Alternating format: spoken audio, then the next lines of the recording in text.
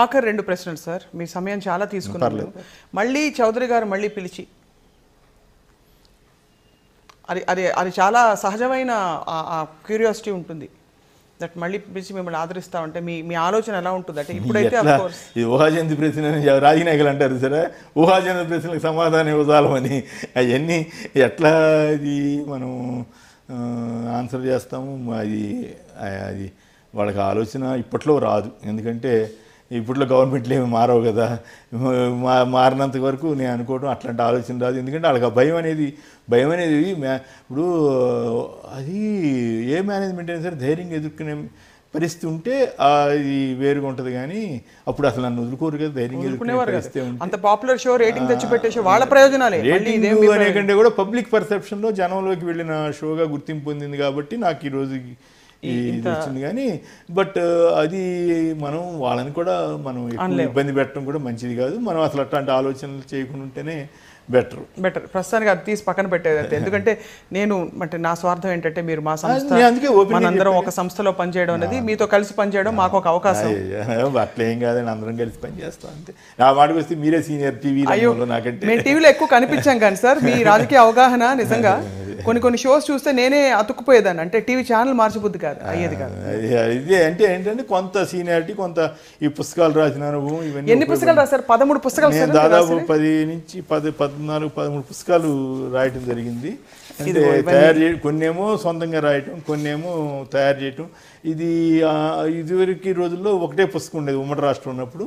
ఇప్పుడు ఇది 2 పుస్తకాలుగా దీంట్లో ఏంటంటే 1952 నుంచి ఇప్పటి వరకు జరిగిన అన్ని ఎలక్షన్ రిజల్ట్స్, వాటికి సంబంధించిన పూర్వాపరాలు, వాళ్ళ ఫ్యామిలీ బ్యాక్గ్రౌండ్స్, వాళ్ళకున్న బంధుత్వాలు, వాళ్ళకున్న పదవులు, ఇవన్నిటినీ కూడా ఈ తెలంగాణ పుస్తకంలో విషయంలో కూడా కొంత మీకు వాస్తవాలకు దగ్గరగా రాయడానికి ప్రయత్నం చేశాను.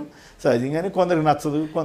ఇక్కడ టీఆర్ఎస్ ప్రభుత్వంతో మీకేమి అంటే మనకి ప్రభుత్వ పరంగా మనకేమి ఇబ్బంది లేదు. కానీ సహజంగానే అయితే టీఆర్ఎస్ వాళ్ళతో కూడా ఉద్యమ సమయంలో కొన్నిసార్లు నేను యాక్చువల్గా నేను విభజన అయితే ఏపీకి అడ్వాంటేజ్ అని నమ్మిన వాడిని. ఆ ఇష్యూ వరకు ఇబ్బంది లేదు. అయితే ఇక్కడ జరుగుతున్న కొన్ని ఆత్మహత్యలను వీటిలను పూర్తిగా వ్యతిరేకించేవాడిని. అటువంటి వాటిని ప్రచారం చేయకూడదని, కొన్నిటిని కావాలని ఆత్మహత్యల కింద చిత్రీకరించిన సందర్భాలు ఇవన్నిటినీ నాకు కొన్ని తెలుసు కాబట్టి కొన్ని పోలీసులు కూడా కేసులు కూడా అయినాయి. కొన్ని హత్యలు చేసి ఆత్మహత్యల కింద తెలంగాణ కాగితం పెట్టి చేసిన సందర్భాలు కూడా కొన్ని ఉంటే వనపర్తిలో ఒక పోలీస్ ఆఫీసర్ పట్టుకుని దాన్ని కేసుగా మార్చారు. సో అట్లాంటి వాటిని ఖండించేవాళ్ళం కాబట్టి అది ఉద్యమకారులకు ఆ రోజుల్లో కోపం ఉండేది. కానీ తర్వాత రోజుల్లో మీరు చెప్పిన వాస్తవమే. కానీ ఆ రోజుల్లో మేము అట్లా అంటే మాకు నష్టం కదండి అని. సో దానికి అంటే యథార్థవాది లోక విరోధి అనేటువంటి ఇది నాకు కొన్ని బెదిరింపు లేఖలు రాసేవాళ్ళు.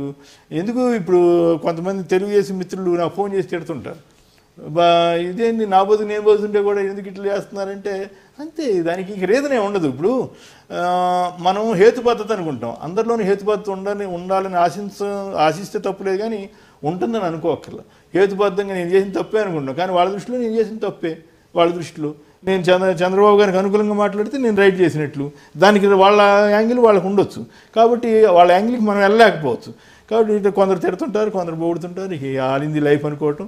సాధ్యమైనంత వరకు మనం నిజాయితీగా కొంత నిర్భయంగా, నేను అందుకే మీరు గమనించే ఉంటారు ఆ ప్రశ్న, నేను మన సాక్షిలో ప్రమోకి ఏమి రాయాలని ఆలోచించి వెంటనే నాకు తట్టింది ఏంటంటే ప్రజలు కోరుకునేది భజన కాదు, ప్రజలు అడిగేది ప్రశ్నించమని. ప్రజల కోసం, ప్రజల తరఫున, ప్రజల పక్షాన ప్రశ్నిస్తూనే ఉంటా అని చెప్పి నేను ముగించాను. బాగుంది సార్, అలాగే ఉండాలి మీరు ఎప్పటికీ ఎవర్ గ్రీన్గా. మీరు ఒక బ్యారియర్ మాత్రం క్షమించాలి, ఇదే ఈ మాట అంటున్నందుకు. ఏం బ్రేక్ చేశారంటే టీవీ అంటే 24 ఏళ్ల అమ్మాయిలు వార్తలు చదువుతూ అనే దీని నుంచి మీరు బ్రేక్ చేసేసి 50 లైఫ్ బిగిన్స్ అట్ 50 మొదలు పెట్టారు మీరు. అండ్ 50వ సంవత్సరంలోనే నేను ఈ ఫీల్డ్ లోకి వచ్చాను. Life begins at 50, it can begin at television. అంటే నేను 28 ఏళ్ళు పత్రికా రంగంలో ఉన్నానండి. అప్పుడు ఆర్టికల్స్ రాశాను, కొన్ని పుస్తకాలు అప్పటికి కొన్ని ప్రింట్ చేశాను, అన్నీ వచ్చినాయి. వాటికి అన్నిటికీ రానంత గుర్తింపు టీవీలోకి వచ్చిన తర్వాత వచ్చింది. నాకు ఆశ్చర్యమైంది. ఇప్పుడు ఆంధ్రప్రదేశ్లో ఏ మారుమూలకి వెళ్ళినా ఒకళ్ళో ఇద్దరో 10 మందో పలకరించే పరిస్థితి, గుర్తుపడతాం మీరు ఫలానా కదా అనేటువంటి ఇది వచ్చింది. అయితే అదే పెద్ద ఆదరణ నేను అనుకోను. కానీ ఇంకా చాలా అది ఒక చిన్న నా స్థాయిలో అది ఒక చిన్న అవకాశం. ఆ గుర్తింపు ఇచ్చినందుకే నేను వాళ్ళందరికీ కూడా ధన్యవాదాలు. తెలుగు వాళ్ళు ప్రపంచవ్యాప్తంగా చూస్తున్నారు సార్ ఇవాళ ఇంటర్వ్యూ ఐ డ్రీమ్ వాళ్ళది ఇండియన్ పొలిటికల్ లీగ్లో. 2019 ఎన్నికలు 2 రాష్ట్రాలకి ఇప్పుడు అంచనా ఎలా ఉండబోతోంది? మరి పరిస్థితులు తారుమారవుతాయా? మీరు డెఫినెట్గా చెప్పకపోయినా ఇప్పుడు అంటే మనం ఇప్పుడు 2014 ఎన్నికలకు ముందు ఒక 10 నెలల ముందు సర్వే ఒక రకంగా వచ్చింది. కానీ ఆ తర్వాత జరిగిన పరిణామాలు మీరు ఆశ్చర్యపోతారు. నేను ఒక సర్వే కుర్రాడిని సురేష్ అని ఒక అతను ఉండేవాడు, అతన్ని కూర్చోబెట్టుకుని ఇంకా రిజల్ట్స్ రావడానికి ముందు మాట్లాడిచ్చా. అతను కొంచెం ఇబ్బంది పడుతున్నాడు, విజయమ్మ గారు ఓడిపోద్దని చెప్పడం. నేను నవ్వుతా, విజయమ్మ గారు ఓడిపోద్ది అంతే కదా చెప్పండి అన్న. అది వైఎస్ఆర్ కాంగ్రెస్ వాళ్ళకి కోపం వచ్చింది.